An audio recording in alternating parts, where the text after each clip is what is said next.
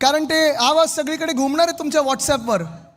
एकच विषय घेतात कुठे गेलं की, आमची मुंबईमध्ये सत्ता येणार आणि सत्ता आल्यानंतर अध्यक्ष महोदय, मोदी साहेब, आम्ही इथून बांगलादेशाला काढणार, ये जलवा है मेरा, मैं आऊंगा.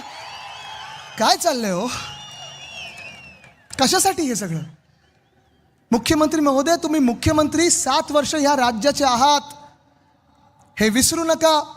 तुम्ही या महाराष्ट्राचे गृहमंत्री, गेल्या 12 वर्षामधून 10 वर्ष तुमच्याच हातात गृह खातं राहिलेलं आहे. हे कर्तव्य बांगलादेशांना ओळखणं आणि काढण्याचं हे 10 वर्ष तुमच्या हातात होतं. ही जिम्मेदारी, ही जबाबदारी ही तुमच्या हातात होती. जर तुम्ही तिथे चुकला असाल तर सरळ सरळ येऊन सांगा, आम्ही चुकलो, अजूनही आम्हाला बांगलादेशी सापडलेले नाहीत आणि ही निवडणूक त्याच्याबद्दल नाहीच आहे.